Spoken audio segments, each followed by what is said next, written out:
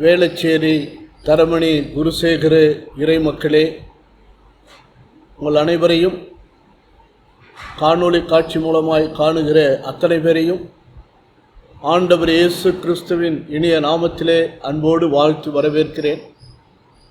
இந்த வழிபாட்டிற்கு ஆரம்பமாக கடவுளை நோக்கி நாம் ஜெபிப்போம். அன்பும் அருளும் நிறைந்த எங்கள் தகப்பனே, இரக்கம் கிருபை நிறைந்தவரே, உன்னதமானவரே, மகிமையானவரே, உம்மை நன்றியோடு துதிக்கிறோமே, ஸ்தோத்தரிக்கிறோமே, வாழ்த்துகிறோம். சொல்லி முடியாத ஈவுகளுக்காக, நீர் கொடுத்திருக்கிற சுகத்திற்காக, பலத்திற்காக, ஜீவனுக்காக நன்றி ராஜா. ஆண்டவரே, கடந்த நாட்களிலெல்லாம் கண்ணின் மணி போல் பாதுகாத்து இந்த நாளையும் உன்னதமான உம்மை துதிக்கிற, உம்மை தொழுது கொள்ளுகிற பாக்கியத்தை கொடுத்திருப்பதற்காக நன்றி செலுத்துகிறோம். இந்த வழிபாட்டை ஆசீர்வதிப்பீராக. நாங்கள் உம்முடைய பேரருளை பெற்று இந்த உலகத்திலே உமது சாட்சிகளாய் ஜீவிக்க இந்த வழிபாட்டின் மூலமாய் உம்மை மகிமைப்படுத்த அருள் புரிவீராக. எங்கள் ஆண்டவர் மூலமே கேட்கிறோம், ஜீவனுள்ள பிதாவே, ஆமேன். நம்முடைய வழிபாட்டிற்கு ஆரம்பமாக பாமாலைகளில் 367வது பாடலை பாடுவோம். பாமாலை 367.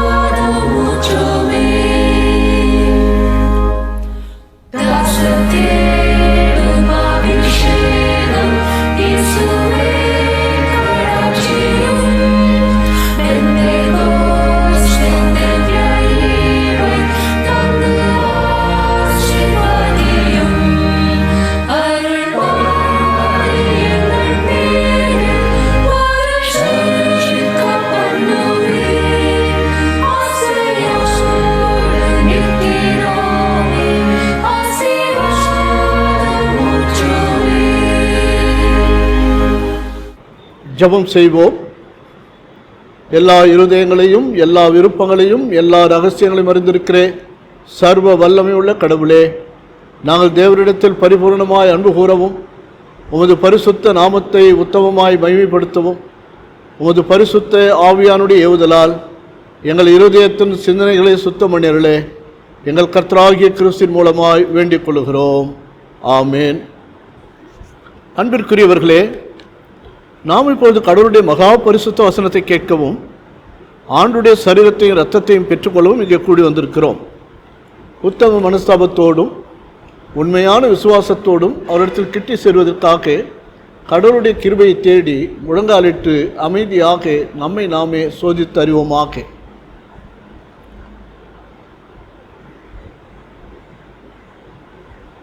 உங்கள் பாவங்கள் நிமித்தம் முழு இருதயத்தோடு உண்மையாய் மனஸ்தாபப்பட்டு பிறரிடத்தில் அன்பும் சிநேகவுமாய் இருந்து இனி கடவுளுடைய கற்பனைகளை கைக்கொண்டு புதிதாக்கப்பட்டவர்களாய் அவருடைய பரிசுத்த மார்க்கத்தில் நடப்போம் என்று தீர்மானித்திருக்கிற நீங்கள் நமது ஆண்டவர் இயேசு கிறிஸ்துவின் மூலமாய் சர்வ வல்லமையுள்ள கடவுளோடு ஒப்புரவாகும்படி மறுபடியும் உங்கள் பாவங்களை மனத்தாழ்மையாய் அறிக்கையிடுங்கள்.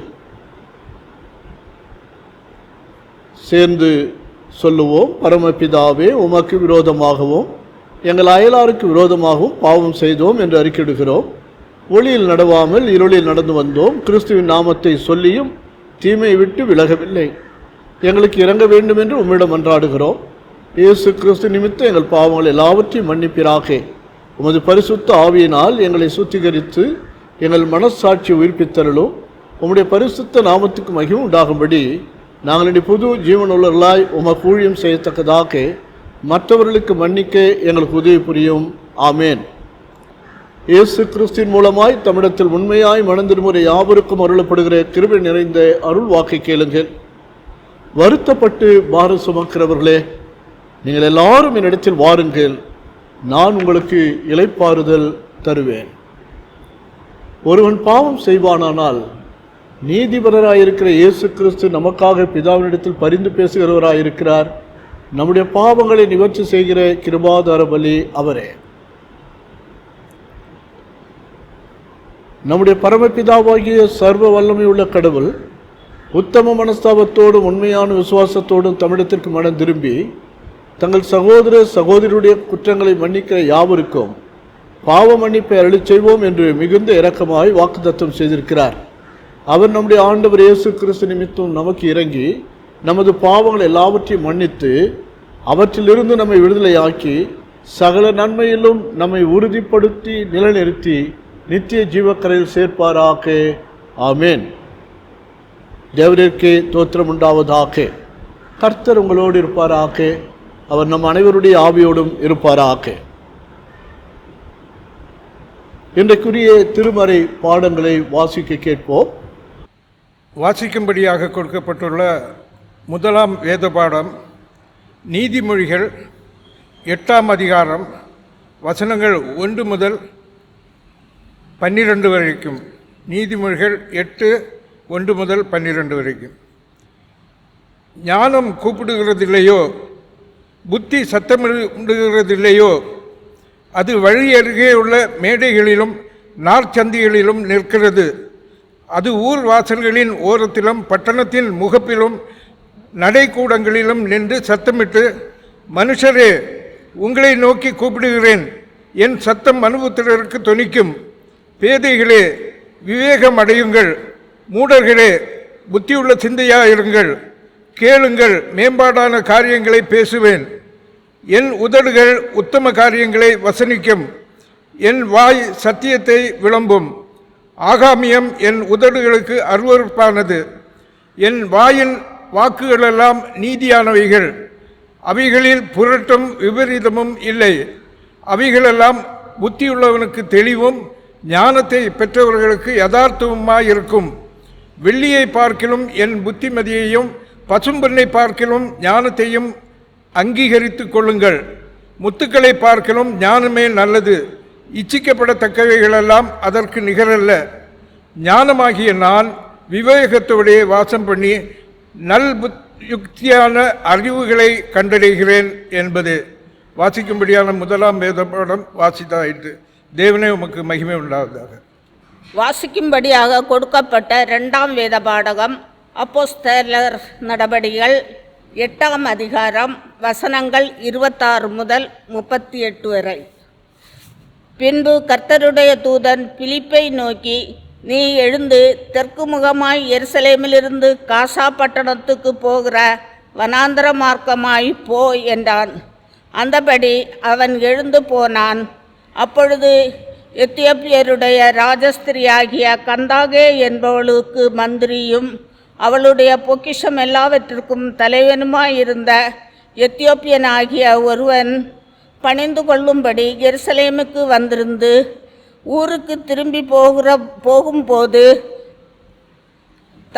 தன் ரதத்திலே உட்கார்ந்து ஏசாயா தீர்க்கதரிசியின் ஆகமத்தை வாசித்து கொண்டிருந்தான்.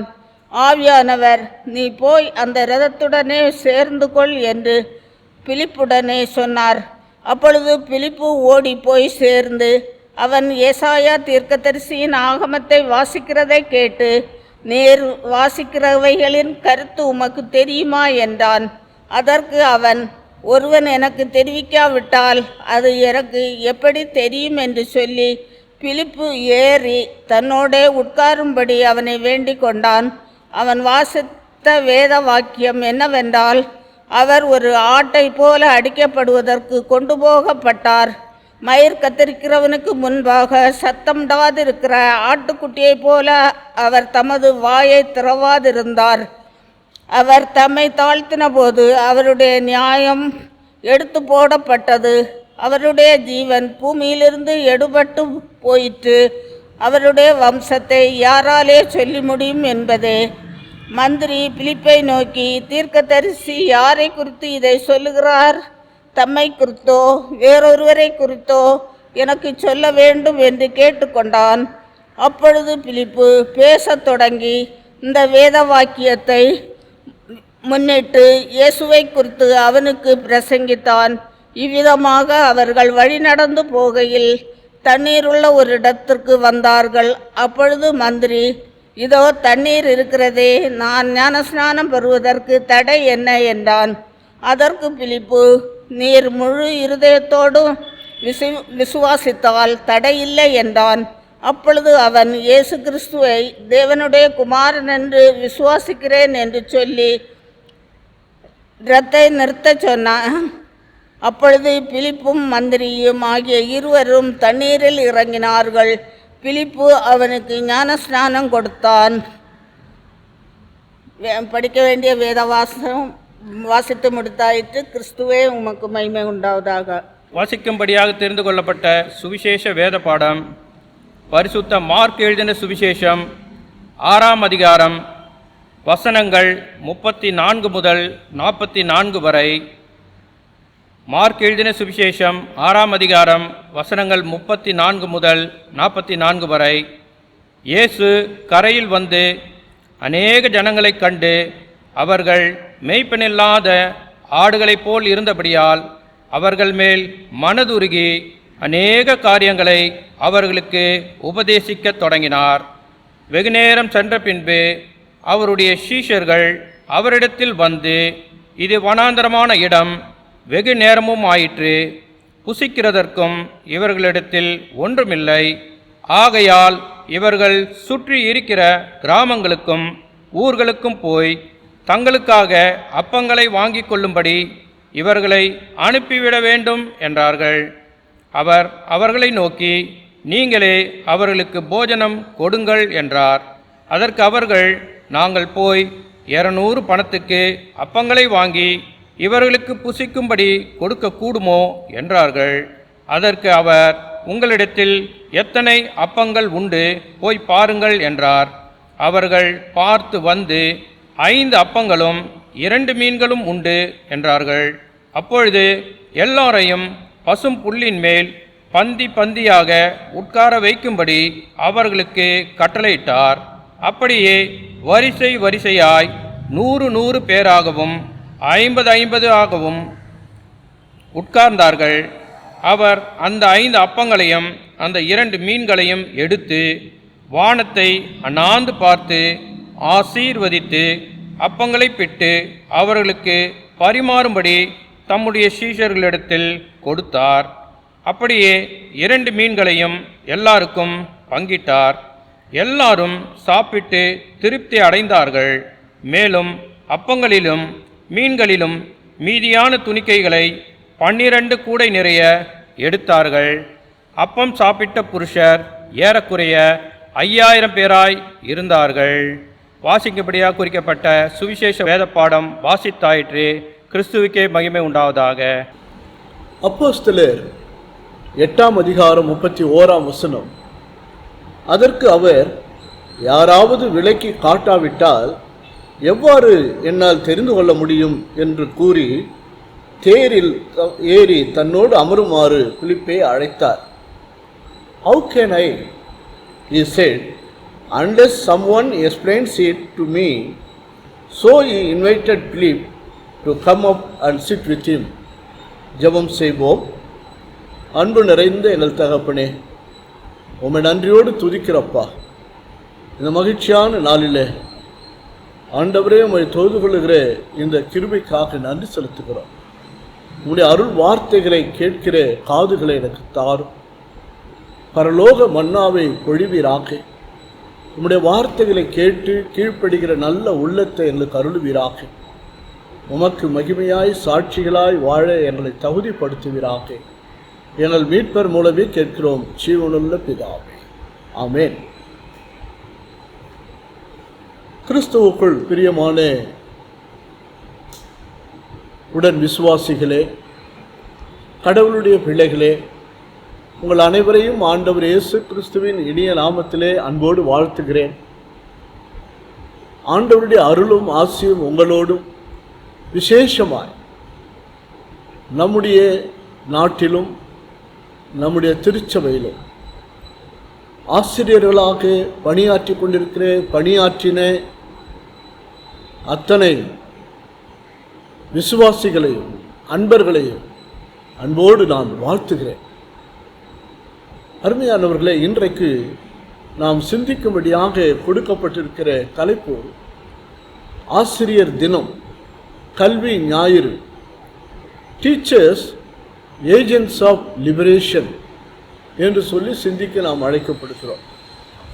ஆசிரியர்கள் தினம் ஒவ்வொரு மாதமும் செப்டம்பர் மாதம் 5ஆம் தேதி மிக சிறப்பாக கொண்டாடப்படுகிறது.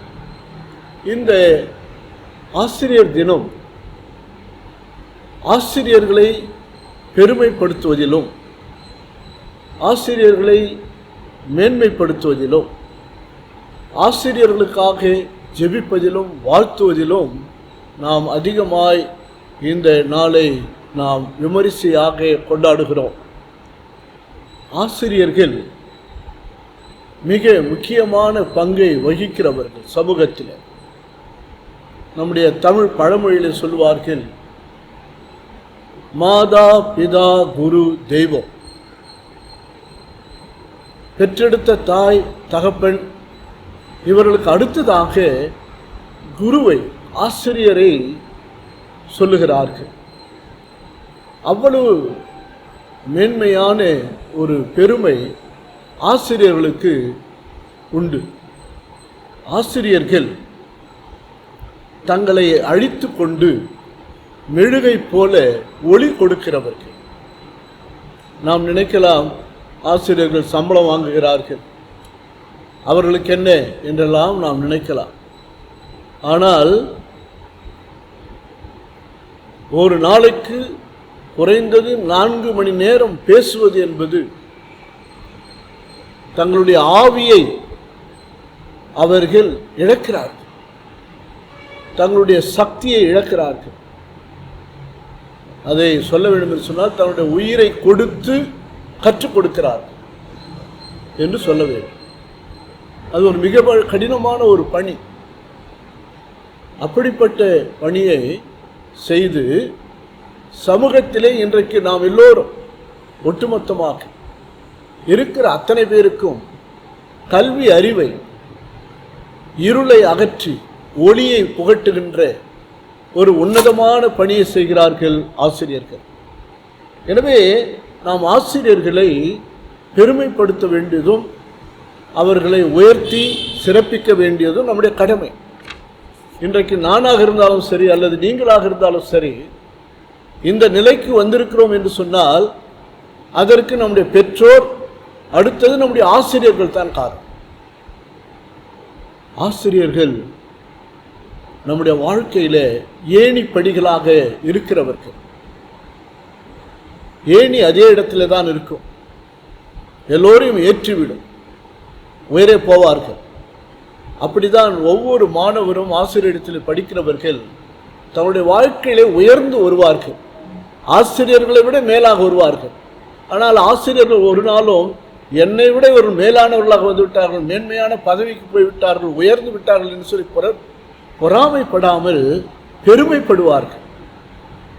தன்னுடைய மாணவர் இன்றைக்கு ஒரு பெரிய ஐஏஎஸ் ஆபீசராக, இன்றைக்கு ஒரு பெரிய அதிகாரியாக, நாட்டை ஆளுகிறவராக இருக்கிறார் என்று சொன்னால் அதை பார்த்து கேட்டு உள்ளத்திலே பூரிப்படைவார்கள் ஆசிரியர்கள்.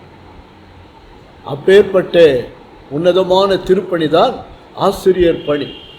எனவே நாம் இந்த நாளிலே நம்முடைய ஆசிரியர்களை, நமக்கு கற்றுக் கொடுத்தவர்களை,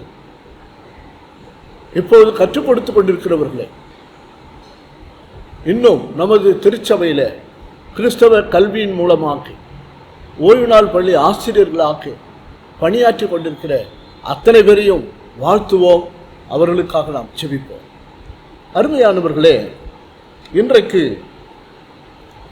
இந்த ஆசிரியர் பெருமக்களை குறித்து சிந்திக்கிற பொழுது சொல்லப்படுகிற சில வாசகங்கள், சில கருத்துக்களை உங்களுக்கு முதலாவது நான் பகிர்ந்து கொள்ள ஆசைப்படுகிறேன். Teachers are our second parents என்று சொல்லப்படுகிறது. ஆசிரியர்கள் நம்முடைய இரண்டாவது பெற்றோர். அதற்கு சொல்லப்படுகிற காரணம் என்னன்னு சொன்னால், there is a saying that teachers are greater than the parents. இன்னும் ஒரு முதுமொழி சொல்லுகிறது, ஆசிரியர்கள் பெற்றோரை விட மேலானவர்கள் என்று சொல்லப்படுகிறது. சொல்ல முடியுமா? அதற்கு காரணம் என்னன்னு சொன்னால், பெற்றவர்கள் தன்னுடைய பிள்ளைகளை பெற்றதினாலே இரத்த பாசத்தோடு வளர்க்கிறார்கள். தங்களுடைய பிள்ளைகளை மட்டும் வளர்ப்பார்கள். தங்கள் பிள்ளைகளுடைய முன்னேற்றத்தை குறித்து தான் அதிக அக்கறை எடுத்துக்கொள்வார்கள். ஆனால் ஆசிரியர்கள் அவர்களுக்கு எல்லா பிள்ளைகளும், ஒரு வகுப்பில் இருக்கிற 40 பிள்ளைகளும் அவர்களுக்கு சமமானவர்கள், ஒரே பிள்ளைகள். 40 பேரையும் அவர்கள் உயர்த்த வேண்டும், அவர்கள் உயர வேண்டும் என்று சொல்லி பாடுபடுவார்கள், கற்றுக் கொடுப்பார்கள். வெறும் கல்வியை மட்டுமல்ல, சமூக அறிவு, இந்த உலகத்திலே வாழ வேண்டிய வாழ்க்கையினுடைய தகவுகள், வேல்யூ எஜுகேஷன் என்று சொல்லி கற்றுக் கொடுத்து இருளில் இருக்கிற மக்களை வெளிச்சத்தில் கொண்டு வருகிறார்கள். நம்முடைய நாட்டிலே கடவுளுடைய ஊழியம், நான் ஏற்கனவே சொன்னது போல,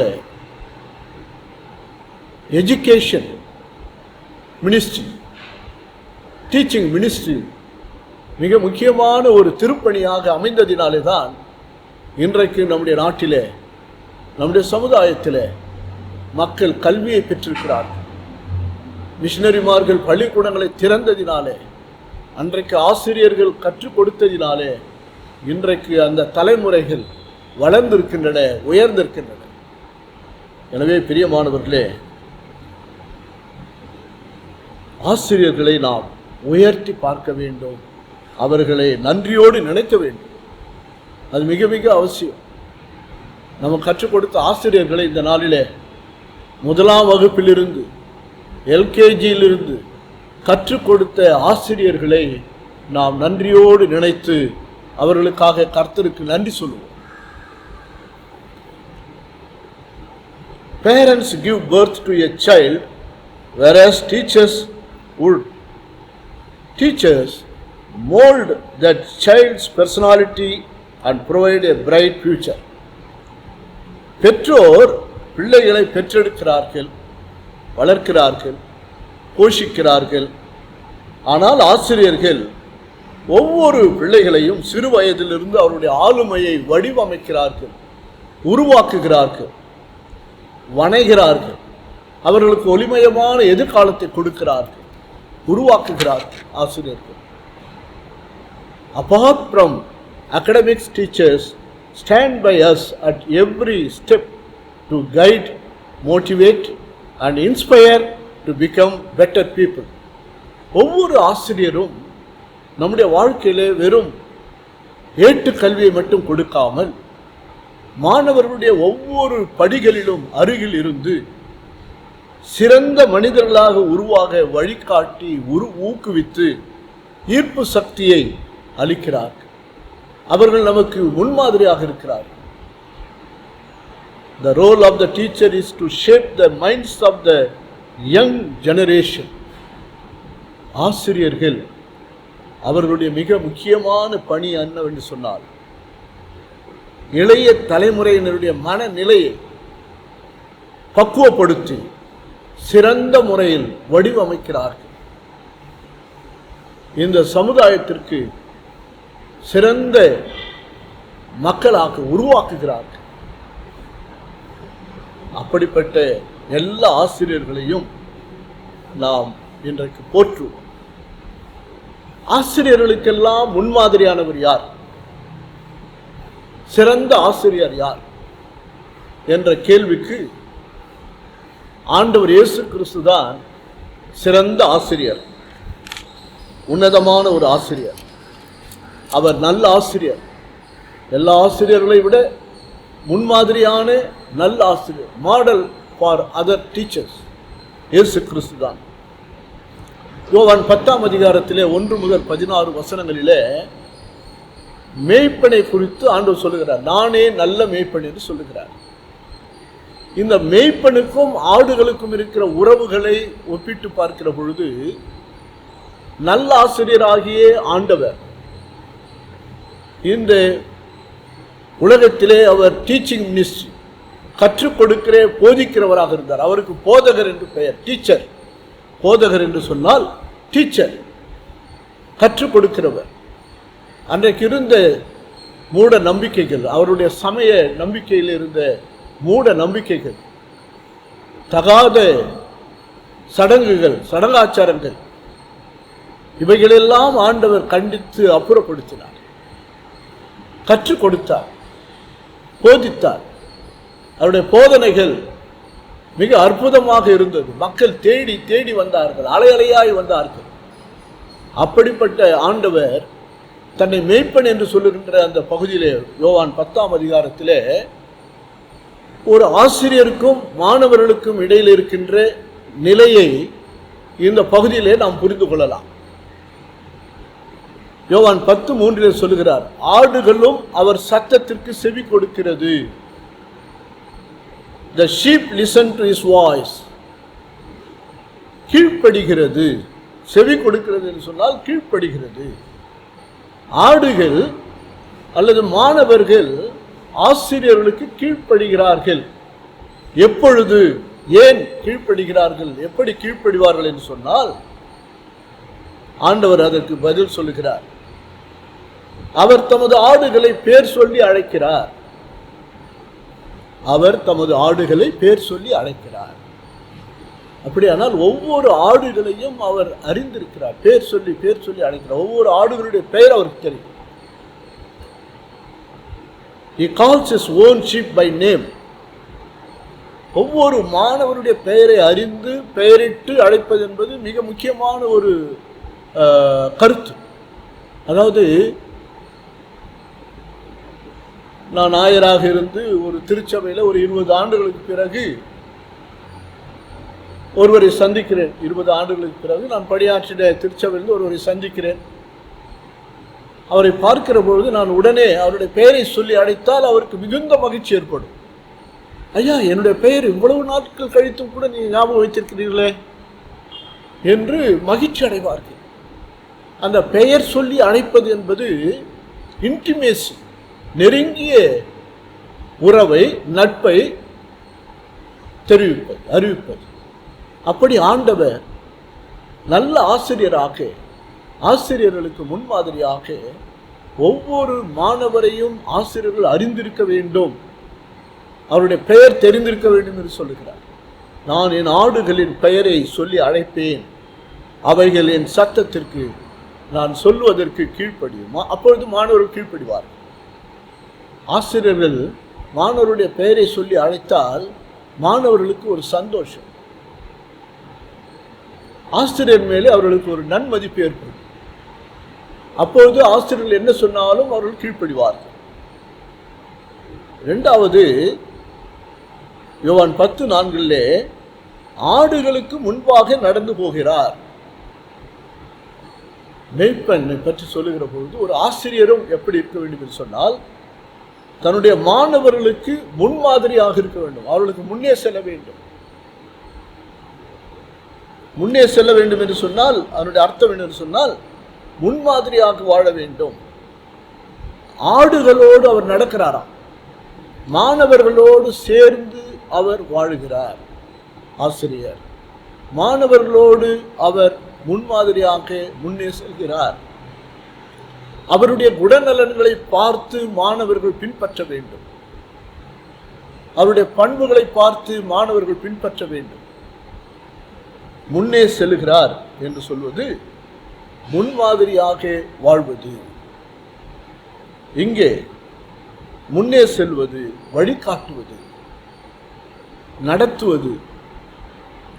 அருமையானவர்களே, கிராமத்திலே ஒரு விவசாயிகள் ஒரு பழமொழி சொல்வார்கள், முன் ஏர் எப்படி செல்கிறதோ அப்படிதான் பின் ஏர் செல்லும். அதாவது உழவன் ஏர் உழுகிற பொழுது முன்னே செல்லுகிற ஏர் உழுகிறவர் எப்படி செல்கிறாரோ அதை பின்பற்றித்தான் பின்னே வருகிறவர் வருவார். ஆசிரியர்கள் எப்படி நடந்து கொள்கிறார்களோ அதை வைத்துதான் மாணவர்கள் அவருடைய வாழ்க்கையை அமைத்துக் கொள்வார்கள். அடுத்தது மியூச்சுவல் அண்டர்ஸ்டாண்டிங். மூன்றாவது காரியம் 5 யோவான் 10:15 நான் என்னுடையவைகளை அறிந்தோம், என்னுடையவைகளால் அறியப்பட்டும் இருக்கிறேன். நல்ல கவனிங்க, நான் என்னுடையவைகளை அறிந்திருக்கிறேன், என்னுடைய ஆடுகளை நான் அறிந்திருக்கிறேன். அதே போல ஆசிரியர்கள் தங்களுடைய மாணவர்களை அறிந்திருக்க வேண்டும். மாணவர்கள் ஆசிரியர்களை அறிந்திருக்க வேண்டும். ஒருவரை ஒருவர் புரிந்து கொள்ள வேண்டும், ஒருவரை ஒருவர் தெரிந்து கொள்ள வேண்டும்.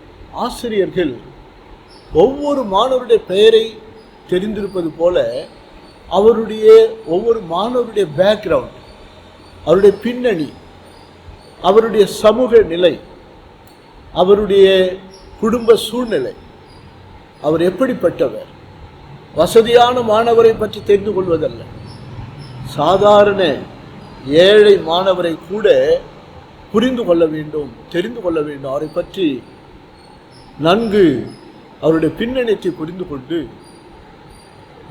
பின்தங்கி இருக்கிற மாணவர்கள், கற்றுக்கொள்வதிலே பின்தங்கி இருக்கிற மாணவர்கள், ஏன் அவர்களுக்கு இந்த பிரச்சனை, ஏன் அவர்களால் சரியான பாடத்தை படிக்க முடியவில்லை, அவருடைய பிரச்சனை என்ன, அவருடைய கஷ்டம் என்ன. ஒருவேளை வறுமையில் இருப்பார்கள், ஒருவேளை குடும்பத்தில் காலையில் சாப்பிடாமல் கூட வந்திருப்பார்கள், அல்லது நடந்து வந்திருப்பார்கள். எனவே பலவிதமான பிரச்சனையின் மத்தியிலே படிக்க வருகிற பிள்ளைகளை அவர்களை நன்கு அறிந்து கொள்ள வேண்டும்.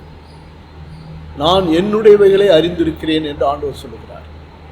நல்ல மேய்ப்பரும் நல்ல ஆசிரியருமாகிய ஆண்டவர் தன்னிடத்தில் இருக்கிற ஆடுகளை பற்றி நன்கு தெரிந்திருப்பது போல ஆசிரியர்கள் தன்னிடத்தில் படிக்கிற பிள்ளைகளை பற்றி நன்கு தெரிந்து கொள்ள வேண்டும்.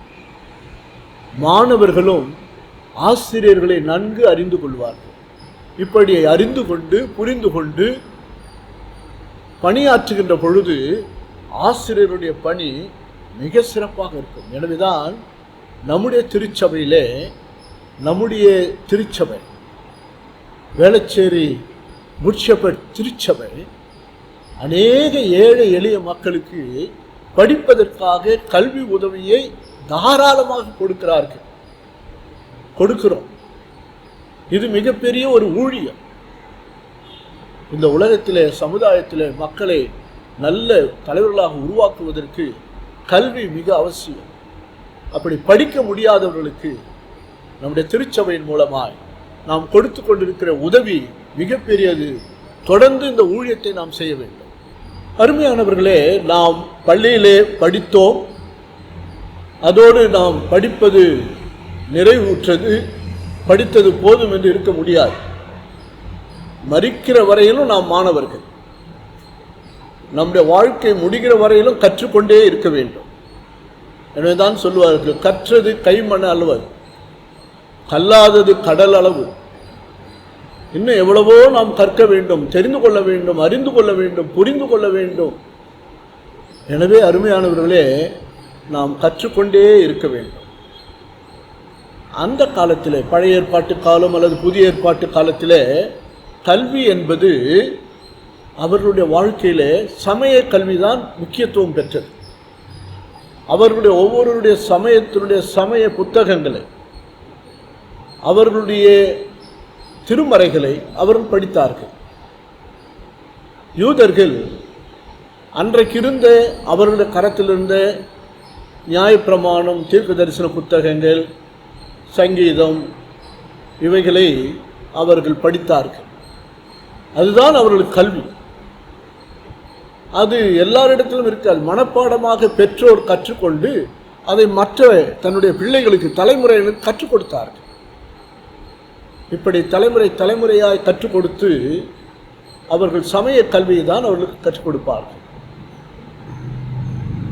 அப்படிப்பட்ட நிலையிலே கடவுளுடைய வார்த்தைகளை படிப்பது அவர்களுக்கு மிக முக்கியமான ஆர்வம், முக்கிய பங்கு இருந்தது.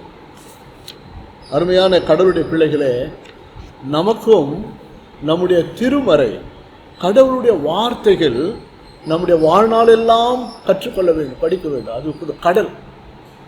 கடவுளுடைய வார்த்தைகள் அடங்கிய திருமறை ஒரு கடல். அதில் முத்து குளிக்க வேண்டும், படித்து கொண்டே இருக்க வேண்டும். படிக்க படிக்க நமக்கு அறிவும் ஞானமும் கடவுள் கொடுத்து கொண்டே இருப்பார்.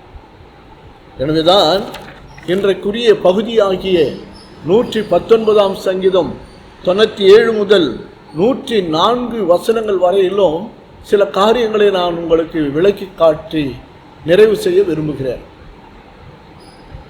சங்கீதம் 119 97 104 வசனங்கள். This portion is part of a prayer. இந்த பகுதி 8 வசனங்கள் இது ஒரு தனி ஜெபமாக ஏறெடுக்கப்பட்டிருக்கிற ஒரு பகுதி. ஒவ்வொரு வசனமும் கடவுளிடத்திலே நேரடியாக பேசுகிறார் சங்கீதக்காரர். ஒவ்வொரு வசனத்தின் மூலமாக நேரடியாக பேசுகிறார், நேரடியாக சொல்லுகிறார். 119 சங்கீதத்திலே 176 வசனங்கள் இருக்கின்றன. அது 8 வசனங்களாக 22 பிரிவுகள் இருக்கும். நீங்கள் பாருங்கள், எடுத்துக்கிடுங்க. 119 சங்கீதத்தை கொஞ்சம் எடுத்துக்கிடுங்க. அதில் 8 வசனங்களாக இருக்கும். இது ஒரு பாடல். இது உரைநடையிலே நாம் வைத்திருக்கிறோம், ஆனால் இது ஒரு பாடல். அதில் ஒவ்வொரு 8 பகுதிக்கும் மேலே வசனங்களுக்கு மேலே ஒரு வார்த்தை கொடுக்கப்பட்டிருக்கு. 22 வார்த்தைகள். அது எபிரேய மொழியினுடைய வார்த்தைகள், எழுத்துக்கள். எபிரேய மொழியினுடைய 22 எழுத்துக்கள். இதன் அடிப்படையில் தான் அந்த மொழி பேசப்பட்டது, உருவாக்கப்பட்டது. 22 எழுத்துக்கள் அடங்கியது தான் எபிரேய மொழி. அந்த ஒவ்வொரு அகர வரிசையிலே இந்த எழுத்துக்களை வைத்து சங்கீதக்காரன் ஒவ்வொரு 8 பாடல்களையும் மிக அருமையாக பாடி வைத்திருக்கிறார். அருமையான பாடல்கள். அதிலே 97வது வசனம், ஆண்டவரே, நான் உமது திருச்சட்டத்தில், உம்முடைய வேதத்தில், உம்முடைய திருமறையில் மீது எத்துணை பற்று கொண்டிருக்கிறேன், எவ்வளவு பிரியமாயிருக்கிறேன், எவ்வளவு அன்பு செலுத்துகிறேன். உம்முடைய திருச்சட்டம், அங்கே திருச்சட்டம் என்றுதான் சொல்லப்படுகிறது. அதாவது 119 சங்கீதத்தில் பார்த்தீங்கன்னா வசனங்களை, கடவுளுடைய வார்த்தைகளை நியமங்கள், நியாயங்கள், சத்தியங்கள், வேதம், திருச்சட்டம் என்று சொல்லி ஒவ்வொன்றையும் சொல்லுவார்கள். ஆனால் எல்லாமே திருமறையை குறிக்கிற வார்த்தை, அன்றைக்கு இருந்த திருமறையை குறிக்கிற வார்த்தை. உமது வேதத்தில் நான் எவ்வளவு பிரியமாயிருக்கிறேன். அது ஆங்கிலத்தில் சொல்லும்போது சொல்றார், oh how I love your லா. உம்முடைய திரு சட்டம், வாழ வேண்டியதற்கு வழிகாட்டுகின்ற சட்டங்கள், உம்முடைய கற்பனைகள் எவ்வளவு அன்பானவைகள், அவைகளை நான் நேசிக்கிறேன், அன்பாய் நேசிக்கிறேன். சங்கீதக்காரன் கடவுளின் வார்த்தைகளாகிய திருச்சட்டத்தின் மீது மிகவும் அன்பு செலுத்துகிறதை அறிவிக்கிறார். ஏன் அதை அவர் நேசிக்கிறார்? ஏன் திருச்சட்டத்தை நேசிக்கிறார்? திருச்சட்டத்தின் மேலே ஏன் அவருக்கு அவ்வளவு ஆசை, அன்பு, பிரியம்? முதலாவது சொல்லுகிறார், இந்த திருச்சட்டம், கடவுளுடைய வார்த்தைகள் நம்முடைய வாழ்க்கையில் அதை படிக்க படிக்க, கற்றுக்கொள்ள என்னென்ன நன்மைகள் வருகிறதா? முதலாவது 98 வசனத்திலிருந்து 100 வசனங்கள், அந்த 3 வசனங்களிலே வருகிற காரியங்கள். ஒன்று, முதலாவது, the word of God will make you wise. கடவுளுடைய வார்த்தை உங்களை ஞானியாக்கும், ஞானமுள்ளவர்களாக மாற்றும். கடவுளுடைய வார்த்தை ஞானத்தை தரும். அது 98வது வசனம் சொல்லுகிறது. யாருக்கெல்லாம் ஞானத்தை தரும்? எப்படிப்பட்ட ஞானத்தை தரும்? முதலாவது, God's word will make wiser than your enemies. உன்னுடைய சத்துருக்கள், உனக்கு எதிராக வருகிறவர்கள், உனக்கு எதிராக போரிடுகிறவர்கள், உனக்கு எதிராக தீங்கு செய்ய நினைக்கிறவர்கள். இந்த சங்கீதத்திலே 119ஆம் சங்கீதத்திலே கடவுளுக்கு விரோதமானவர்கள் எல்லாம் சங்கீதக்காரன் சொல்லுகிறார், எனக்கு விரோதிகள், தீயவர்கள், கொடுமைக்காரர்கள், இவர்களெல்லாம் என்னுடைய விரோதிகள் என்று சொல்லுகிறார். அந்த விரோதிகளுடைய அறிவை விட கடவுள் எனக்கு அதிக ஞானத்தை தருவார். அதுதான் 98ஆம் வசனம். God's word will make wiser than your enemies. அடுத்த இன்னொரு எப்படி கடவுள் ஞானத்தை கொடுக்கிறாராம். 99வது வசனம், எனக்கு போதித்தவர்கள் எல்லாரிலும் அறிவுள்ளவனாக இருக்கிறேன். என்னுடைய ஆசிரியர்களை விட கடவுள் எனக்கு அதிக ஞானத்தை கொடுத்திருக்கிறார். எதன் மூலமாக?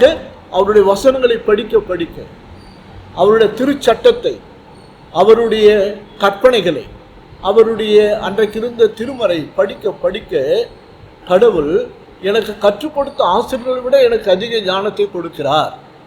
அப்படியானால் சங்கீதக்காரன் ஆசிரியர்களை விட நான் மேலானவன், ஆசிரியர்களை விட நான் அதிக ஞானி என்று சொல்லி பெருமை பாராட்டவில்லை. அவர் என்ன சொல்ல வருகிறார்? கடவுளுடைய வார்த்தை எனக்கு போதித்த கற்றுக் கொடுத்த ஆசிரியர்களை விட அதிக ஞானத்தை கொடுக்கிறது. எனவே நீங்களும் படியுங்கள், நீங்களும் கற்றுக்கொள்ளுங்கள் என்று நமக்கு அறிவுரை கொடுக்கிறார். அருமையானவர்களே, God's word will make you wiser than your teachers. மூன்றாவதாக சங்கீதக்காரன் சொல்லுகிற இன்னொரு காரியம், இந்த கடவுளுடைய ஞானம் எப்படி வழங்கப்படுது. God's word will make you wiser than your elders. God's word will make you wiser than your elders. கடவுளுடைய கட்டளைகளை பற்றி படிக்கிற பொழுது, கடவுளுடைய வேதத்தை படிக்கிற பொழுது, உமது கட்டளைகளை நான் கை கொண்டிருக்கிறபடியால் முதியோர்களை பார்க்கிலும் ஞானம் உள்ளவனாக இருக்கிறேன். அருமையான கடவுளுடைய பிள்ளைகளே, அவர் சொல்லுகிறார், கடவுளுடைய வார்த்தை என்னை ஞானி ஆக்குகிறது. எப்படி? என்னுடைய எதிரிகளை விட என்னை ஞானி ஆக்குகிறது, என்னுடைய ஆசிரியர்களை விட, கற்றுக் கொடுத்தவர்களை விட என்னை ஞானி ஆக்குகிறது, என்னுடைய முதியவர்களை விட. ஒருவேளை அப்பா அம்மா படிக்காதவர்களாக இருக்கலாம், நீ கடவுளுடைய வேதத்தை படித்து இந்த உலக கல்வியை நீ பெற்றுக்கொள்கிற பொழுது கடவுளுடைய வார்த்தைகள் உன்னை ஞானியாக்கும், உன்னை மேன்மைப்படுத்தும். முதியோரை விட உனக்கு கடவுள் ஞானத்தை கொடுப்பார் என்று சங்கீதக்காரன் சொல்லுகிறார். எனவே இந்த 119ஆம் சங்கத்தில் முதலாவது என்னவென்று சொன்னால், கடவுள் the word of God will make you wise. கடவுளுடைய வார்த்தைகள் உன்னை ஞானியாக்கும். இரண்டாவது, the God's word will keep you from sin. கடவுளுடைய வார்த்தை உன்னை பாவத்திலிருந்து காக்கும், பாவத்திலிருந்து உன்னை விலகி இருக்க செய்யும். 101ஆம் வசனம், சகல பொல்லாத வழிகளுக்கும் என் கால்களை விளக்குகிறேன். கடவுளுடைய வார்த்தைகளை நான் கற்றுக்கொள்ள படிக்க என்னுடைய வாழ்க்கையில நான் தீமையை விட்டு விலகுகிறேன், பாவ வழியை விட்டு விலகுகிறேன், அக்கிரம சிந்தையை விட்டு விலகுகிறேன், யாருக்கும் தீங்கு செய்யக்கூடாது என்ற எண்ணம் எனக்குள்ளாக உருவாகுகிறது. நான் என்னை கடவுளுடைய வழியிலே வாழ பழகிக் கொள்கிறேன். சகல எல்லா பொல்லாத வழிகளுக்கும் என் கால்களை நான் விலக்குகிறேன், அதிலிருந்து என்னை காத்துக் கொள்ளுகிறேன், நான் பாவம் செய்ய மாட்டேன். அதுதான் அர்த்தம். The God's word will keep you from sin. கடவுளுடைய வார்த்தை உன்னை பாவத்திலிருந்து காத்துக்கொள்ளும். எனவேதான் நம்முடைய வாழ்நாளெல்லாம் நாம் கடவுளுடைய வார்த்தைகளை படிக்க வேண்டும், கற்றுக்கொள்ள வேண்டும். ஏதோ ஓய்வு நாள் பள்ளியிலே கற்றுக்கொண்டேன் படித்தேன் என்பதல்ல. நம் வாழ்நாளெல்லாம் நாம் வாழ்கிற வாழ்க்கையில பொல்லாத வழிகளை விட்டு விலகி வாழ வேண்டும். அதுதான் ஆண்டவர் விரும்புகிறார். அதனால்தான் நம்முடைய மனம் புதிதாகும் ஒவ்வொரு நாளும். உங்கள் மனம் புதிதாகிறதுனாலே மறுரூபமாகுங்கள், இல்லைங்களா? எனவே அருமையான கடவுளுடைய பிள்ளைகளே, சங்கீதக்காரர் சொல்லுகிறார் 101ஆம் வசனத்தில், சகல பொல்லாத வழிகளுக்கும் என் கால்களை விலக்குகிறேன். 102வது வசனம், நீர் எனக்கு போதித்திருக்கிறபடியால் நான் உம்முடைய நியாயங்களை விட்டு விலகேன். You are my teacher. எனக்கு நீர் கற்றுக் கொடுக்கிறீர், போதித்திருக்கிறீர், உம்முடைய வசனங்களிலே எனக்கு சொல்லி வைத்திருக்கிறேன். கடவுள் பேசி இருக்கிறார். இன்றைக்கு முழுமையான ஒரு திருமறை நம்முடைய கரங்களில் இருக்கிறது. இதிலே கடவுள் நம்மோடு பேசி இருக்கிறார். அவர் பேசியிருக்கிற எல்லாமே அவர் கற்றுக் கொடுக்கிறவைகள். அவர் ஒரு ஆசிரியராக நமக்கு கற்றுக் கொடுத்திருக்கிறார். நீங்கள் இப்படிதான் வாழ வேண்டும், இப்படிதான் உங்களுடைய வாழ்க்கை அமைய வேண்டும் என்று சொல்லி என்னென்ன சொல்லியிருக்கிறாரோ அவைகளெல்லாம் நாம் பின்பற்ற வேண்டும். அதுதான் சங்கீதக்காரன் சொல்லுகிறார், நீர் எனக்கு போதித்திருக்கிறபடியால், கற்றுக் கொடுத்திருக்கிறபடியால் நான் உம்முடைய நியாயங்களை விட்டு விலகேன். கடவுளாகிய நீரே என்னுடைய ஆசிரியராக மாறிவிட்டீர். ஆசிரியராக இருந்து எனக்கு கற்றுக் கொடுத்திருக்கிறீர். அதிலிருந்து நான் விலக மாட்டேன், அதிலிருந்து நியாயங்களை விட்டு விலக மாட்டேன். You are my teacher. நீர்தான் என்னுடைய நல்ல ஆசிரியர். கடவுளை சொல்லுகிறார். அருமையானவர்களே, முதலாவது கடவுள் நமக்கு ஞானத்தை அருளுகிறார். இரண்டாவது பாவத்திலிருந்து விலகும்படியான ஒரு வாழ்க்கையை தருகிறார் இந்த வார்த்தைகளின் மூலமாய், கடவுளுடைய வார்த்தைகளின் மூலமாய். மூன்றாவது, the word of God will bring you joy. கடவுளுடைய வார்த்தை நம்முடைய வாழ்க்கையிலே சந்தோஷத்தை உண்டாக்கும், மகிழ்ச்சியை உண்டாக்கும். 103ஆம் வசனம், உம்முடைய வார்த்தைகள் என் நாவுக்கு எவ்வளவு இனிமையானவைகள், என் வாய்க்கு அவைகள் தேனிலும் மதுரமாயிருக்கும். தேன் தான் சுவையானது, இனிப்பானது. அதைவிட இனிப்பானது உம்முடைய வார்த்தைகள், கடவுளுடைய வசனங்கள். அது சொல்லுகிறார், how sweet are your words to my taste, sweeter than honey to my mouth. அவரே சுவைத்து சொல்லுகிறார், யாரோ சுவைத்து சொன்னதல்ல. தன்னுடைய வாழ்க்கையிலே கடவுளுடைய வார்த்தைகளை கற்று தேர்ந்து ஒவ்வொரு நாளும் படித்து படித்து அதுவே அவருடைய தியானமாய் இருப்பதினாலே அவர் சொல்லுகிறார், உம்முடைய வார்த்தைகள் எனக்கு தேனிலும் மதுரமாய் இருக்கிறது, அதைவிட இனிப்பாய் இருக்கிறது, இதற்கு ஒப்பான இனிப்பு வேறு இல்லை என்று சொல்லுகிறார். எனவே அவ்வளவு மகிழ்ச்சி. இனிப்பு சாப்பிடுவது மகிழ்ச்சியை குறிக்கும். மகிழ்ச்சியான நேரங்களில் இனிப்பு கொடுக்கிறோம், இல்லைங்களா? ஏன் என்று சொன்னால் மகிழ்ச்சியினுடைய ஒரு அடையாளம் இனிப்பு. எனவே கடவுளுடைய வார்த்தைகளை நாம் கற்றுக்கொள்கிற போது, படிக்கிற போது, அதை பிடித்து கொள்கிற பொழுது, அதன்படி நடக்கிறபடி வாழ்கிற பொழுது நம்முடைய வாழ்க்கை இனிப்பாக இருக்கும். கடவுளுடைய வார்த்தை நமக்கு மகிழ்ச்சியை, இனிப்பை உண்டாக்குகிறது. 3 காரியங்கள் இங்கே சொல்லுகிறார். ஒன்று, உன்னை கடவுளுடைய வார்த்தைகள் ஞானியாகும். இரண்டாவது, கடவுளுடைய வார்த்தைகள் உன்னை பாவத்திலிருந்து விலகி காக்கும். மூன்றாவது, உனக்கு மகிழ்ச்சியை தரும், சமாதானத்தை தரும், சந்தோஷத்தை தரும். எனவே அருமையானவர்களே, நம்முடைய வாழ்க்கையில நாம் நம்முடைய வாழ்க்கையின் கடைசி வரையிலும் கடவுளுடைய வார்த்தைகளை படிக்க வேண்டும், கற்றுக்கொள்ள வேண்டும். இந்த உலக கல்வியை மட்டும் நாம் பெற்றுக்கொண்டால் போதாது. நம்முடைய வாழ்க்கை, நம்முடைய ஆத்துமாவை கடவுளுக்கு பிரியமாய் வைத்துக் கொள்ள வேண்டும் என்று சொன்னால் அதை நாம் பரிசுத்தமாய் காத்துக்கொள்ள வேண்டும், பரிசுத்தமாய் காத்துக்கொள்ள வேண்டும். The word of God will make you wise. The word of God will keep you from sin. The word of God will bring you joy. கடவுளுடைய வார்த்தை உன்னை ஞானியாக்கும். கடவுளுடைய வார்த்தை, அவருடைய திருமறை உன்னை பாவத்திலிருந்து விலக்கி காக்கும். கடவுளுடைய வார்த்தை உனக்கு மகிழ்ச்சியை கொண்டு வரும். அருமையான கடவுளுடைய பிள்ளைகளை, உலக அறிவை நமக்கு புகட்டுகின்ற திறமை மிக்க ஆசிரியர்கள் கற்றுக் கொடுக்கிறார்கள். இந்த உலக சமூக கல்வியை கொடுக்கிறார்கள். ஆனால் வாழ்க்கை கல்வியை நம்முடைய ஆண்டவருடைய வார்த்தைகள் நமக்கு கற்றுக் கொடுக்கின்றன.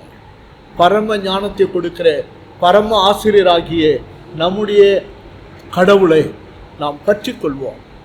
அவருடைய வார்த்தைகளை கற்றுக்கொள்வோம். அவருடைய வார்த்தைகளின்படி நடப்போம். கர்த்தர் இந்த உலகத்திலே நாம் எப்படி வாழ வேண்டும் என்ற ஞானத்தை கொடுப்பார். இந்த பாவத்திலிருந்து நம்ம எப்படி காத்துக்கொள்வது என்கிற ஞானத்தை கொடுப்பார். இந்த உலகத்திலே துன்பங்கள், துயரங்கள், கஷ்டங்கள், கண்ணீர், கவலையிலிருந்து மகிழ்ச்சியை உண்டு பண்ணுகின்ற அந்த சந்தோஷத்தை கர்த்தர் அவருடைய வார்த்தைகளின் மூலமாக நமக்கு தருவார். அப்படிப்பட்ட ஆசீர்வாதத்தை பெற்றுக்கொள்ள உங்களை நான் வாழ்த்துகிறேன். கர்த்தர் உங்களை ஆசீர்வதிப்பாராக. ஆமென். கடவுளுடைய வார்த்தைகளை கேட்ட நாம் நம்முடைய விசுவாசத்தை நிசையா விசுவாச பிரமாணத்தின் மூலமாக அறிக்கை செய்வோம். வானத்தையும் பூமியையும் காணப்படுகிறதும் காணப்படாததுமான எல்லாவற்றையும் படைத்தவராயிருக்கிற சர்வ வல்லமையுள்ள பிதாவாகிய ஒரே தேவனை விசுவாசிக்கிறேன். ஒரே கர்த்தருமாய் தேவனுடைய ஒரே பேரான குமாரனுமாய் இருக்கிற இயேசு கிறிஸ்துவை விசுவாசிக்கிறேன். அவர் சகல உலகங்களும் உண்டாவதற்கு முன்னே தமது பிதாவினாலே ஜென்மிக்கப்பட்டவர், தெய்வத்தில் தெய்வமானவர், ஜோதியில் ஜோதியானவர், மெய்தேவனில் மெய்தேவனானவர், உண்டாக்கப்படாமல் ஜென்மிக்கப்பட்டவர், பிதாவுடைய ஒரே தன்மையுடையவர், சகலத்தை உண்டாக்கினவர், மனிதராகிய நமக்காகவும் நமக்கு ரட்சிப்பு உண்டாகவும் பரமண்டலத்திலிருந்து இறங்கி பரிசுத்த ஆவியினாலே கன்னி மரியாளிடத்தில் அவதரித்து மனிதனானார். நமக்காக பொந்திய பிலாத்தின் காலத்தில் சிலுவையில் அறையுண்டு பாடுபட்டு அடக்கம் பண்ணப்பட்டார். வேத வாக்கியங்களின்படி 3ஆம் நாள் உயிர்த்தெழுந்தார். பரமண்டலத்துக்கு ஏறி பிதாவின் வலது பாரிசத்தில் வீற்றிருக்கிறார். உயிருள்ளோரையும் மரித்தோரையும் நியாயந்திருக்க மகிமையோடு திரும்ப வருவார். அவருடைய ராஜ்யத்துக்கு முடிவில்லை. கர்த்தருமாய் ஜீவனை கொடுக்கிறவருமாய் பிதாவிலும் குமாரனிலும் நின்று புறப்படுகிறவருமாய் பிதாவோடும் குமாரனோடும் கூட தொழுது தோத்தரிக்கப்படுகிறவருமாய் தீர்க்கதரிசிகள் மூலமாக உரைத்தவருமாயிருக்கிற பரிசுத்த ஆவியை விசுவாசிக்கிறேன். ஒரே பரிசுத்த பொதுவான அப்போஸ்தல திருச்சபை உண்டு என்று விசுவாசிக்கிறேன். பாவம் மன்னிப்புக்கிற நியமிக்கப்பட்ட ஒரே ஞானஸ்நானத்தை அறிக்கையிடுகிறேன். மரித்தோர் உயிர்த்தெழுதலும் மறுமைக்குரிய ஜீவனும் உண்டாகும் என்று காத்திருக்கிறேன். ஆமென். நமது செயலர் அவர்கள் மிக முக்கியமான அறிவிப்புகளை அறிவிப்பார். கர்த்தருக்குள் அன்பார்ந்த திருச்சபை மக்கள் அனைவருக்கும் இயேசு கிறிஸ்துவின் இனிய நாமத்தினாலே வாழ்த்துக்களை தெரிவித்துக் கொள்கின்றோம். கடந்த செப்டம்பர் 1ஆம் தேதி முதல் ஆலயங்களிலே ஆராதனை நடத்தலாம் என்று தமிழக அரசு அனுமதி அளித்துள்ளது. இருந்தாலும் சில கடினமான கட்டுப்பாடுகளையும் விதித்திருக்கிறது. அந்த கட்டுப்பாடுகளை நாம் ஃபாலோ பண்ணி ஆராதனை நடத்தலாம் என்று முடிவு செய்திருக்கிறோம். அது குறித்த அறிக்கையை நான் இப்பொழுது வாசிக்கின்றேன். சபை மக்கள் மிகவும் கவனமாக கேட்டு அதன்படி செயல்பட்டு உங்களுடைய ஒத்துழைப்பை நல்குமாறு கேட்டுக்கொள்கின்றோம். தமிழக அரசு அறிவித்துள்ள நிலையான செயல்பாட்டு நடைமுறைகள் SOP ஸ்டாண்டர்ட் ஆப்ரேட்டிங் ப்ரொசீஜர் அதன்படி 1/9/2020 முதல் ஆலயங்களில் ஆராதனையின் போது சபையார் கடைப்பிடித்து நடக்க வேண்டிய வழிகாட்டு விதிமுறைகள். COVID-19 என்ற தொற்று பரவல் காரணமாக கடந்த 5 மாதங்களாக ஆலயத்தில் நாம் ஒன்று கூடி ஆராதனை செய்ய முடியாத சூழ்நிலை இருந்தது. தற்போது 1/9/2020 முதல் ஆலயங்களில் ஆராதனை நடத்த தமிழக அரசு சில கடுமையான கட்டுப்பாடுகளுடன் தளர்வுகளை அறிவித்துள்ளது. இந்த வழிகாட்டு முறைகள் நமது ஒவ்வொருவரின் நலனுக்காகவும் சமூக நலன் கருதியும் வெளியிட்டுள்ளதால் இதை நாம் கண்டிப்புடன் கடைப்பிடிக்க கடமைப்பட்டுள்ளோம். இதை கருத்தில் கொண்டு நமது ஆலயத்தில் வருகிற 13/9/2020 அதாவது அடுத்த ஞாயிறு முதல் தமிழக அரசு ஆணையிட்டுள்ள கட்டுப்பாடுகளுடன் ஆராதனை நடத்த முடிவு செய்துள்ளோம். ஒவ்வொரு ஞாயிறும் 3 ஆராதனைகள் நமது ஆலயத்தில் நடைபெறும். அனைத்தும் தமிழ் ஆராதனைகளாக இருக்கும். ஆராதனை நேரம் முதல் ஆராதனை காலை 9 மணி முதல் 10 மணி வரை, இரண்டாவது ஆராதனை காலை 11 மணி முதல் 12 மணி வரை, மூன்றாவது ஆராதனை மாலை 5 மணி முதல் 6 மணி வரை. தரமணி ஆலயத்தில் காலை 9 முதல் 10 மணி வரை ஒரே ஒரு ஆராதனை மட்டும் நடைபெறும். நாம் கடைப்பிடிக்க வேண்டிய விதிமுறைகள்: ஒரு ஆராதனையில் 100 பேர்கள் மட்டும் பங்கேற்கலாம்.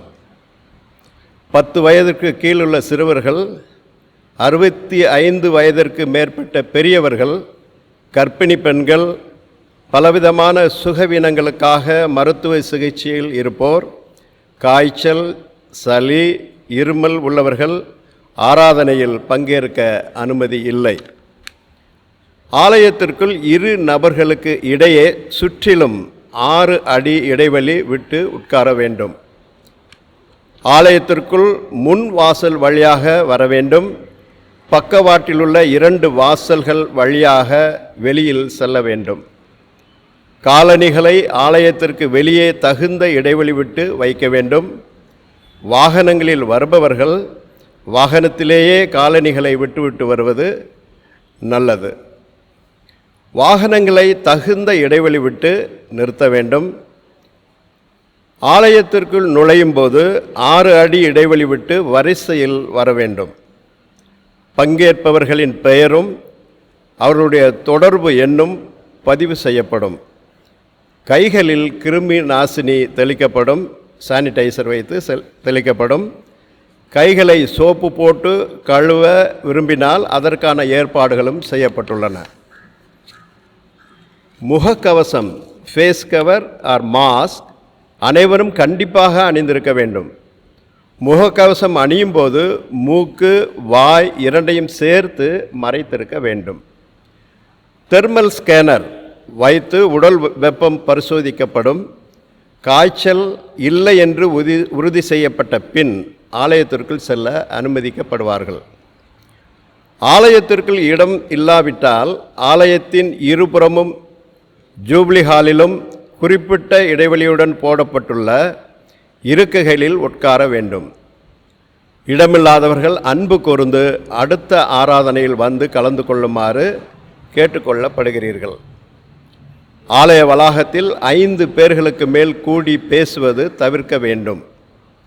ஆலயத்திற்குள் கை குலுக்கவோ அருகில் நின்று பேசவோ புத்தகங்கள் அல்லது பொருட்களை வாங்கவோ கொடுக்கவோ கூடாது. ஆலயத்திற்குள் ஆராதனை முறை கையேடு மற்றும் பாட்டு புத்தகங்கள் கொடுக்க தடை செய்யப்பட்டுள்ளது. ஆலயத்திற்குள் சபை மக்களோ ஆலய பாடல் குழுவினரோ பாடல்கள் பாட அனுமதி இல்லை. ஒளி மூலம் பாடல்கள் இயக்கப்படும். சபையார் உட்கார்ந்திருக்கும் இடத்தில் வந்து காணிக்கை எடுக்க தடை செய்யப்பட்டுள்ளது. ஆராதனை முடிந்து வெளியில் செல்லும்போது வாசல் அருகில் வைக்கப்பட்டுள்ள பெட்டிகளில் காணிக்கைகள் மற்றும் சந்தா உரைகளை படைக்கலாம். பிறந்த நாள், திருமண நாள் காண்பவர்கள் தாங்கள் இருக்கும் இடத்தில் எழுந்து நிற்க வேண்டும். அப்பொழுது அவர்களுக்காக ஜெபிக்கப்படும். கரங்களால் தொட்டு கொடுக்கப்படும் திருமுழுக்கு, பாப்டிசம், ஹோலி கம்யூனியன், திருவிருந்து ஆகியவை தற்சமயம் நிறுத்தி வைக்கப்பட்டுள்ளது. ஆலய வளாகத்தில் எச்சில் யாரும் துப்பக்கூடாது. உபயோகிக்கப்பட்ட முகக்கவசம், ஃபேஸ் கவர், மாஸ்க் மற்றும் கையுறைகள், கிளவுஸ் குப்பை தொட்டிகளில் போட வேண்டும். ஆராதனைக்கு முன்னும் பின்னும் ஆலயத்திற்கு உள்ளும் புறமும் கிருமி நாசினி தெளித்து சுத்தம் செய்யப்படும். ஆலயத்தில் வந்து ஆராதனையில் கலந்து கொள்ள இயலாதவர்கள் வீட்டிலிருந்தவாறே நேரலை ஒளிபரப்பில் நமது ஆலய வலைதளம் மற்றும் சமூக வலைதளங்கள் மூலம் பங்கேற்று பயனடையுமாறு அன்புடன் வேண்டிக்கொள்கிறோம். ஓய்வு நாள் பள்ளி, பாடகர் குழு, அவர்கள் செய்யும் பாடற் பயிற்சி, ஐக்கிய சங்கங்களின் கூட்டங்கள் நடைபெறாது. 100 பேர் ஆலயத்தின் வளாகத்தில் நிறைந்துவிட்டால் பிரதான வாசல் அடைக்கப்படும். கொரோனா வைரஸ் என்ற இந்த ஆட்கொல்லி முற்றிலுமாக ஒழிக்கப்பட நாம் அனைவரும் ஒன்று கூடி ஜெபிப்போம். சகஜ நிலை திரும்பும் வரை இந்த வழிபாட்டு முறை தொடரும். நாம் அனைவரும் சிரமம் பார்க்காது இந்த விதிமுறைகளை கடைப்பிடிப்போம். சபை மக்கள் ஒத்துழைப்பு நல்குமாறு அன்புடன் கேட்டுக்கொள்கிறோம். கர்த்தர் உங்கள் ஒவ்வொருவரையும் ஆசீர்வதித்து காத்துக்கொள்வாராக. இப்படிக்கு உங்கள் ஆயர் மற்றும் சேகர குழுவினர். இந்த அறிவிப்பு வாட்ஸ்அப் மூலம் உங்கள் அனைவருக்கும் அனுப்பி வைக்கப்படும். அதை நன்றாக படித்து தெரிந்து கொண்டு அதன்படி செயல்படுமாறு அன்புடன் கேட்டுக்கொள்கின்றோம். நன்றி. அருமையானவர்களே, சேகர செயலர் அவர்கள் அறிவித்தோன்னமாக நம்முடைய தமிழக அரசு ஆலய வழிபாடுகளை நடத்துவதற்கு சில தளர்வுகளோடு நமக்கு அனுமதி அளித்திருக்கிறார்கள். இன்னும் ஊரடங்கு சட்டம் தொடர்ந்து நீடிக்கிற நிலையிலே வழிபாடு ஸ்தலங்கள் நம்முடைய ஆலயங்களிலே வழிபாட்டை நடத்துவதற்கு பல விதிமுறைகளோடு சில கட்டுப்பாடுகளோடு நமக்கு அனுமதி அளித்திருக்கிறார்கள். அவைகளெல்லாம் செயலர் அவர்கள் விவரமாக உங்களுக்கு அறிவித்தார். எப்படியெல்லாம் வழிபாட்டிலே கலந்து கொள்ள வேண்டும், எப்படி நாங்கள் வழிபாட்டை நடத்த வேண்டும் என்று சொல்லி மிக விளக்கமான கட்டுப்பாடுகளை கொடுத்திருக்கிறார்கள். ஸ்டாண்டர்ட் ஆப்ரேட்டிங் ப்ரொசீஜர்ஸ் என்று சொல்லி SOP என்று அதை அவர்கள் குறிப்பிட்டு அரசாணையிலே கொடுத்திருக்கிறார்கள்.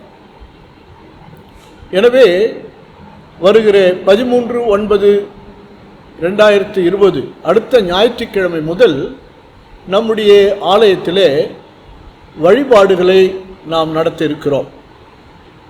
இந்த SOP ஸ்டாண்டர்ட் ஆப்ரேட்டிங் ப்ரொசீஜர்ஸ் மூலமாக அதை கடைபிடித்து அதன்படி நடத்த வேண்டும். எனவே நாம் காலை 9 மணி முதல் 10 மணி வரையிலும் 1 மணி நேரம் இடைவெளி விட்டு 11 முதல் 12 மணி வரையிலும், பிறகு மாலை 5 முதல் 6 மணி வரையிலும் ஒவ்வொரு மணி நேரம் 1 மணி நேரம் தான் நடத்த வேண்டும். 100 பேர் தான் கலந்து கொள்ள வேண்டும். Maximum 100 numbers. அதிலும் 6 அடி இடைவெளி விட்டு முன்னும் பின்னும் பக்கவாட்டிலும் 6 அடி இடைவெளி இருக்க வேண்டும். அப்படி நம்முடைய இடத்தை ஆலயத்தை நாம் அமைத்து அமர செய்து 1 மணி நேரம் வழிபாடு நடத்த வேண்டும். இந்த 1 மணி நேர வழிபாட்டு முடிந்த பிறகு மறுபடியும் ஆலயத்தை நம்முடைய சுற்றுப்புறத்தை தூய்மையாக்கி கிருமி நாசினிகள் தெளித்து 1 மணி நேரம் கழித்து தான் அடுத்த வழிபாட்டை நாம் நடத்த வேண்டும்.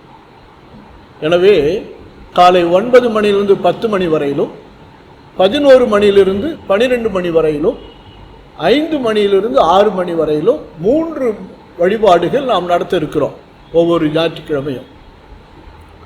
இதில் மிக முக்கியமாக 65 வயதுக்கு மேற்பட்டவர்களும் 10 வயதுக்கு உட்பட்ட சிறுவர்களும் வழிபாட்டுக்கு வரக்கூடாது. சுகவீனமாக இருக்கிறவர்கள், வேறு சுகவீனங்கள் இருக்கிறவர்கள், சிகிச்சை பெறுகிறவர்கள் வழிபாட்டுக்கு வரக்கூடாது. எனவே இப்படிப்பட்ட விதிமுறைகள் அரசாங்கத்தினாலே சொல்லப்பட்டிருக்கிறது. பல விதிமுறைகள் அவைகள் உங்களுக்கு வாட்ஸ்அப் செய்தியின் மூலமாக ஒருவருக்கும் அனுப்பப்படும். அதை நீங்கள் கற்றுக்கொள்ளுங்கள், படித்துக் கொள்ளுங்கள், தெரிந்து கொள்ளுங்கள். திருச்சபையாரிடத்திலே நான் எதிர்பார்க்கிற மிக முக்கியமான அன்பான எதிர்பார்ப்பு என்று சொன்னால், நீங்கள் இந்த கட்டுப்பாடுகளை விதிமுறைகளை கடைபிடித்து ஒத்துழைப்பு தரும்படி அன்போடு கேட்டுக்கொள்கிறேன். ஆராதனை முடிந்த பிறகு அனைவரும் சென்று விட வேண்டும். யாரும் ஆலய வளாகத்தில் இருக்கக்கூடாது. 5 பேருக்கு மேல் நின்று பேசக்கூடாது. அது மட்டுமல்ல, ஆராதனை துவங்கின உடனே 100 பேர் வந்துவிட்டால் ஆலய வெளியில் இருக்கிற கேட், வாசல் கேட் மூடப்படும்.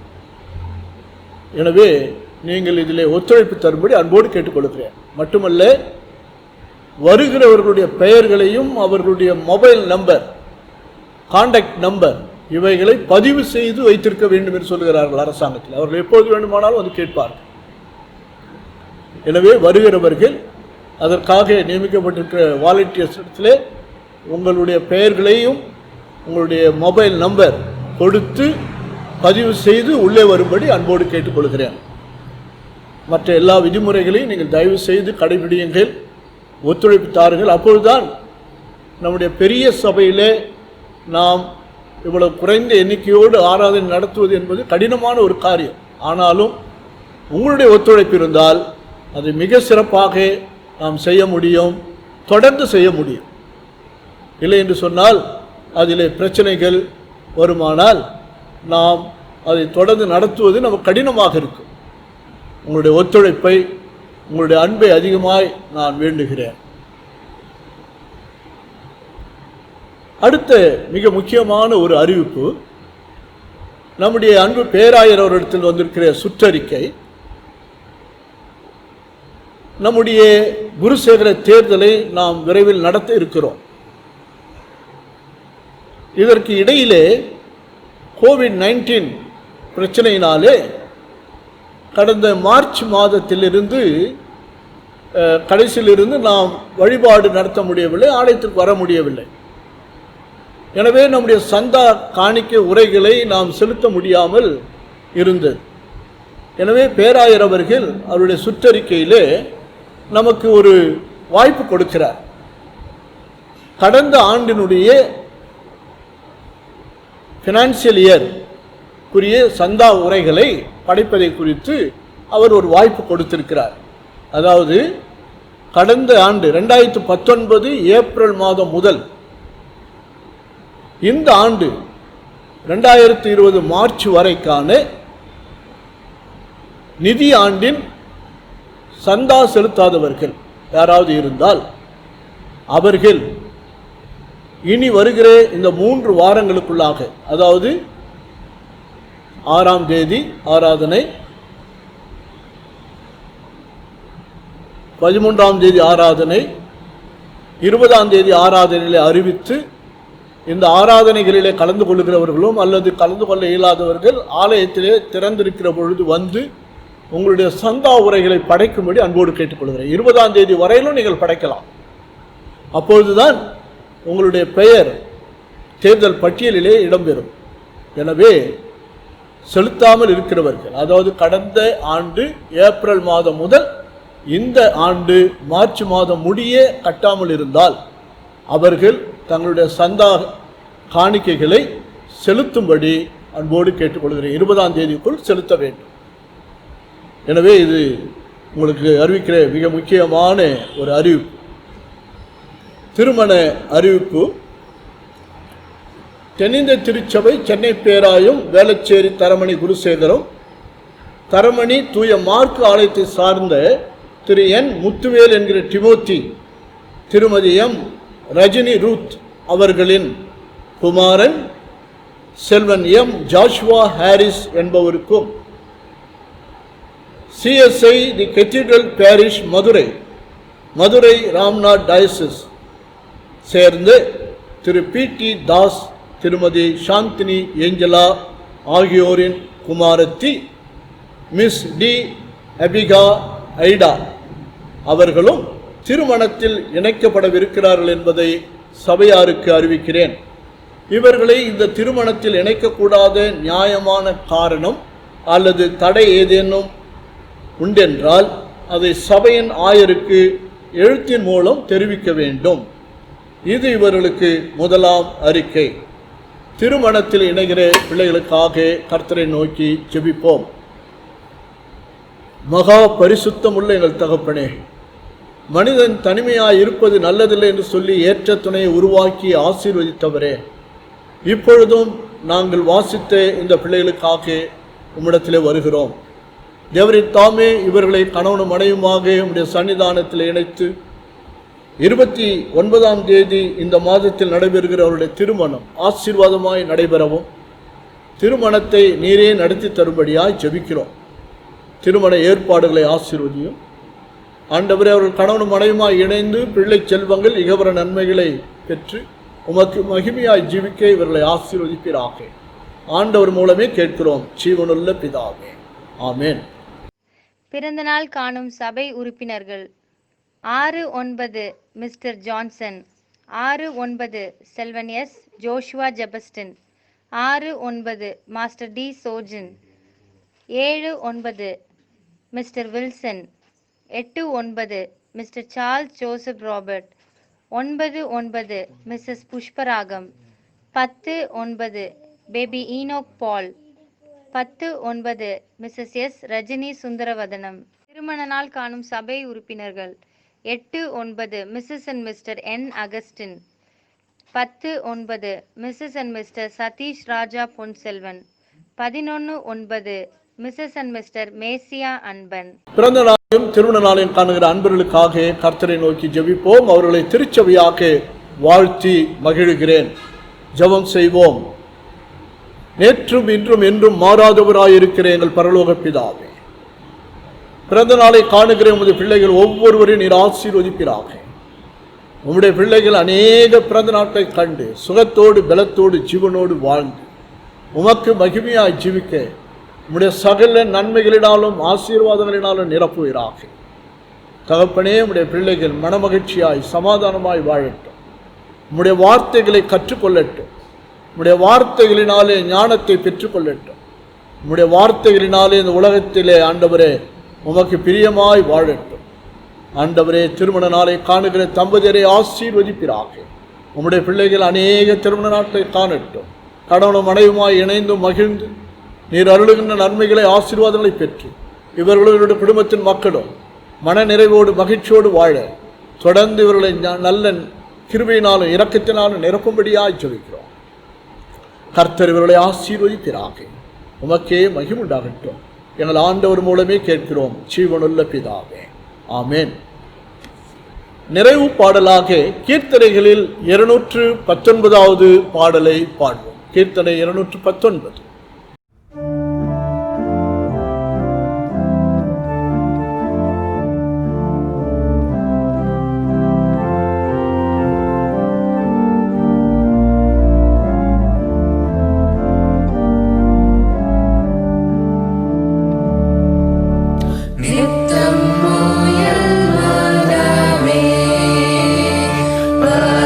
சுத்த ஜீவியத்து வெத்தவ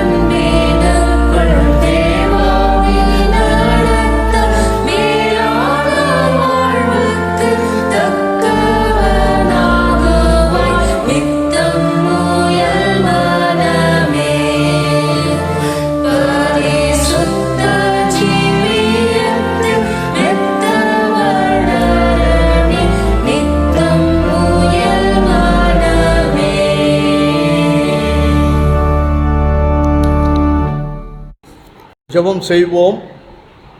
துதிகளின் மத்தியில் வாசமாயிருக்கிற எங்கள் பரம தகப்பனே, பரமராஜாவே, சர்வ வல்லவரே, நித்திய பிதாவே, உம்மை நன்றியோடு துதிக்கிறோம், ஸ்தோத்தரிக்கிறோம். இந்த மகிழ்ச்சியான நாளிலே உம்மை ஆராதிக்கும்படியாக அப்பா பிதாவே என்று உம்மை நோக்கி கூப்பிடும்படியான உரிமையை நீர் கொடுத்திருக்கிறீரே, உமக்கு நன்றி ராஜா. தகப்பனே, இந்த வழிபாட்டை நீர் ஆசீர்வதித்ததற்காக நன்றி.